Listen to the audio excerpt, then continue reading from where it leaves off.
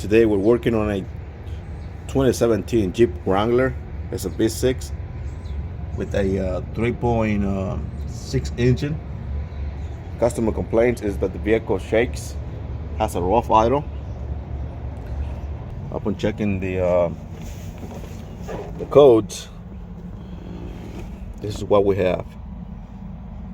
Fuel injector 4 circuit open, it's active, and of course is p0304 cylinder 4 misfire due to the injector. Vehicle has 148,000, let's call it, miles on it. On this situation, we're gonna have to investigate the wiring, and we're gonna also try to find a way of testing the connector at the injector. This is what I have so far on the readings on my scanner for the cylinders 1 through 6. There you look. Very normal to me. There's no big difference on pulse values. And I'm trying to get the vehicle to warm up and see if I can deactivate the injectors. I'm here at the options to kill each injector. But what happened is I'll kill injector number 1, for example, the vehicle turns off immediately. Let's try it again. See, it turned off.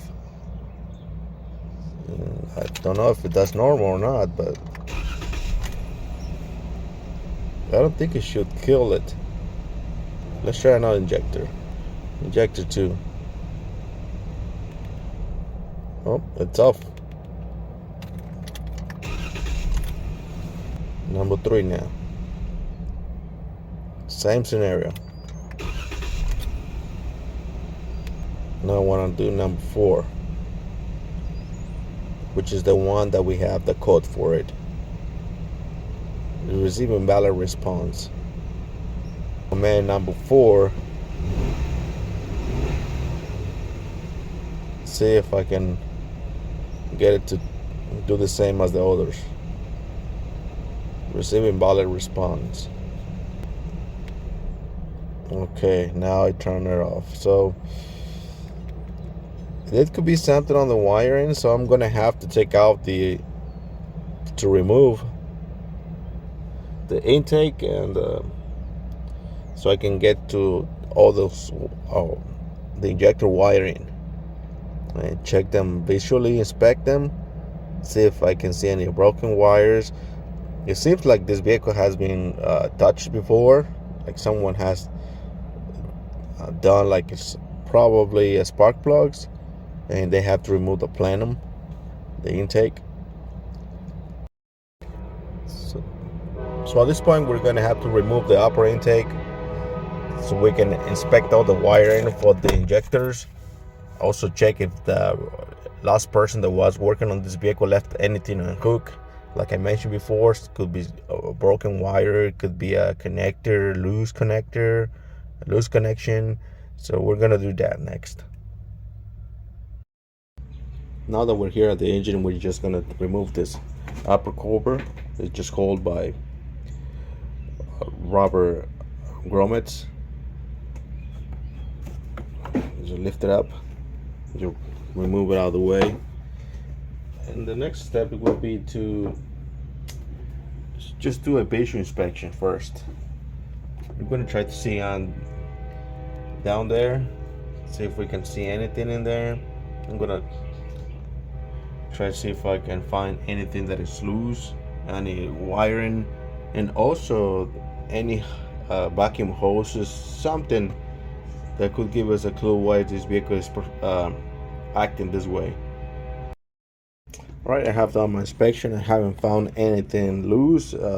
Everything that I can see from the top where it's accessible, I can see that it's not loose or is unplugged or anything like that. So we're gonna go ahead and perform the removal of the intake. For that, we're gonna remove this clamp over here for our throttle body. We're gonna get it out. Then we're gonna disconnect all our connectors. This one, our vacuum hoses. Yep, so we're gonna get all these vacuum hoses, any connectors that we can find on the side, that side bracket, those two 10mm nuts. We're gonna remove that. We'll just remove the upper for now. This bolt right here, 1, 2, 3, 4 on this side, on the top as well. All right, like I said before, to remove our upper intake, we remove this connector over here, these two vacuum hoses. There's going to be a bracket here.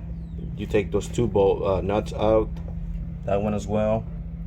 You don't need to loosen the bottom bracket, neither that one or this one, to remove this upper intake. But you do have to remove your wiring here, connector, this connector here, and then you're gonna have to remove two bolts that go here on this bracket. There's two nuts that hold this bracket in place over here on the back. You're gonna have to remove those two nuts. And then you're gonna lift your bracket up and push it that way. That way it gets enough clearance for you to lift. Also, you're gonna have to remove your bolts, all your bolts that you have to remove from your. This one has 3 bolts here on the top, 4 on the side. You're gonna have to remove it all the way out. Like, these are the bolts. One is that big, the other one is this size. Remove them, and we're gonna have to remove them so we can lift the upper intake and then slide it out from the bracket. From the brackets over here, those two brackets. That's the way for you not to remove your you're losing your brackets on the bottom to get it enough clearance. And don't forget your connector here on the throttle body, like I'm doing it. Don't forget to remove that as well. We're gonna check ignition coil number 4. This vehicle has the firing order 1, 2, 3, 4, 5, and last one 6. So number 4 is that one. We're gonna have to press down on this clip over here and remove the plug. I have already done it, and we're gonna remove this number 10mm bolt.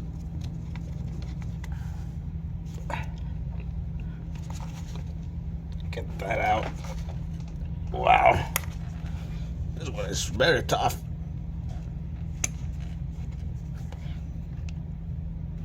I'm gonna have to use both hands to remove it. Not sure why it's that hard to remove it. Let me just stop the video and then I'll tell you what happens. Well, I've been trying to remove that boot that's stuck in number 4 cylinder, number 4. I removed the number 2 very easily, very easy to remove, but that one is just stuck in there. I'm using some pliers to get it out, but it's, instead of removing, it's tearing apart. I don't want to come out. It's breaking apart, so I don't know, it could be melted down there or something. It's weird. We finally got him out in 2 pieces. I'm gonna check the spark plug to see what is actually happening in there. But these pieces right here, I have to get him out in 2 pieces. Unbelievable. But I tried not to break the boot, but it wasn't possible. So I'm just gonna have to order another replacement for this boot. Let's go ahead and remove our spark plug. One thing that I want to mention about this spark plug, that I don't even have to use a a ratchet to remove it was very loose, just hand tight. I just loosened my hand, and that's not good. That's a bad sign that the person that did the spark plugs didn't tie them up enough, that they probably just come undone under pressure. So I remove them, and it looks very, very, very dark in here. So see if I can focus better here. But look here, this spark plug right here seems to be, to me, that it was escaping the compression. So the explosion was escaping through the spark plug threads due to lack of torque on the tightening of this spark plug. That's what I can see, and that's why the ignition coil boot was very, very stuck to the bottom of this spark plug right here. What I'm gonna do, I'm gonna check all spark plugs and tighten it, make sure they're all good. The combustion was coming through here, the compression, and that was causing a misfire. So I'm gonna go back with everything. I'm gonna check the other ones, but I'm gonna replace this spark plug. I got a new one already, so I'm gonna replace it with a new one, put it back, and I'm gonna fire the vehicle, see if I have any misfires. So we're gonna go ahead and install back our intake, and we're gonna fire this vehicle up and see if we have any more, if we have the same issue, or if we have fixed the problem.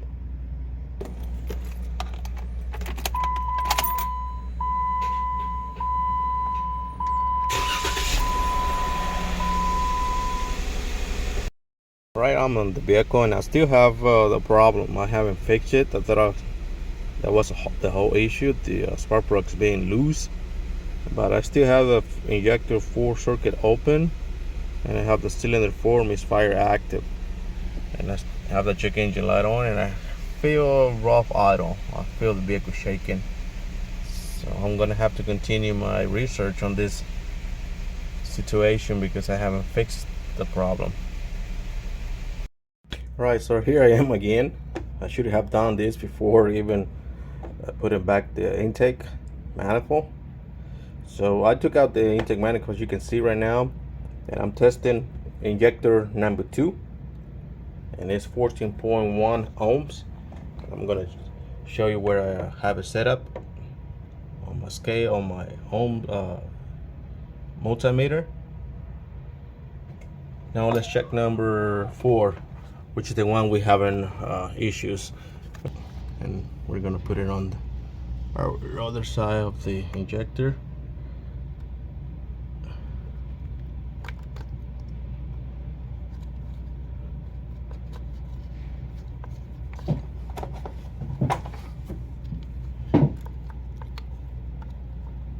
There we go.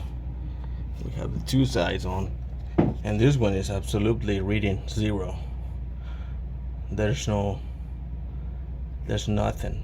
If I change the dial to kilo ohms, this is ohms right here, and then I go to 2 kilo ohms, still 0.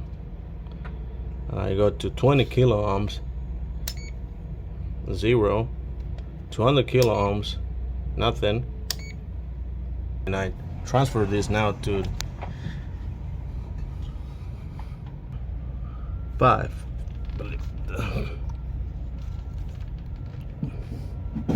Back over here, transfer it back over here. Let's see how many ohms do I have. This one.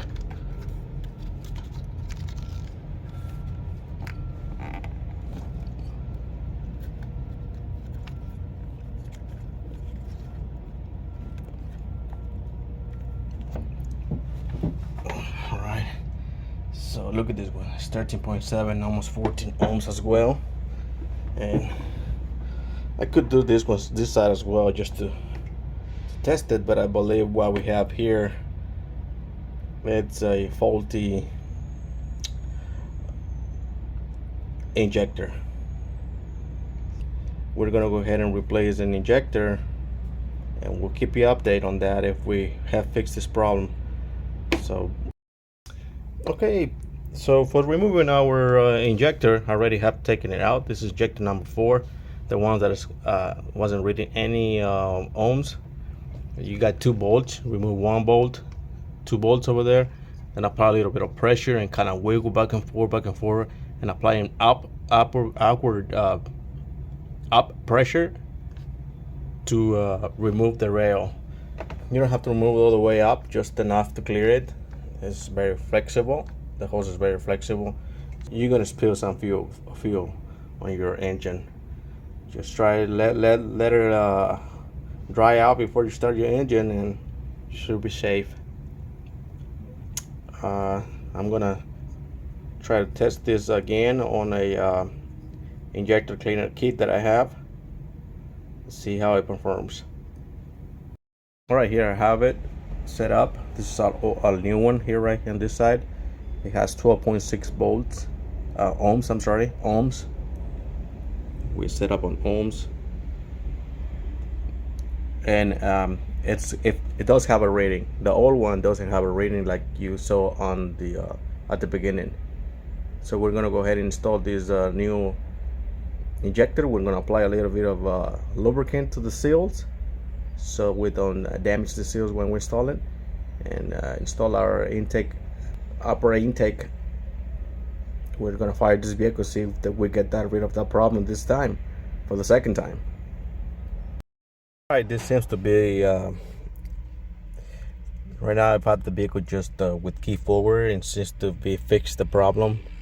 The injector was a faulty item here, or part, and I can even click on the injector with the vehicle off, key forward. I can hear the injector, fuel injector number 4 clicking on when I choose toggle. Pay attention to the sound. It's just an on and off. I don't know if you were able to hear it, but it's all the way into the engine, of course. But that's with all injectors. Let's see number 6, if you can hear it. I'm gonna put it closer to the window, or maybe outside a little bit.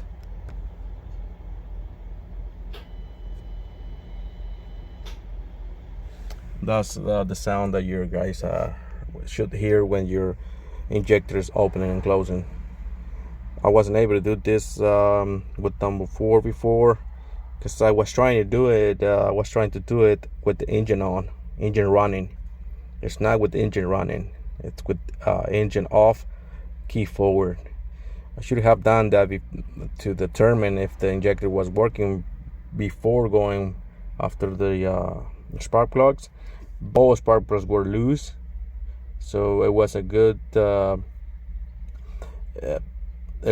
thing that we replaced them, and that's all. That's fixed for this vehicle. It's a 2017 Jeep Wrangler 3.6. So I hope to see you guys in the next video.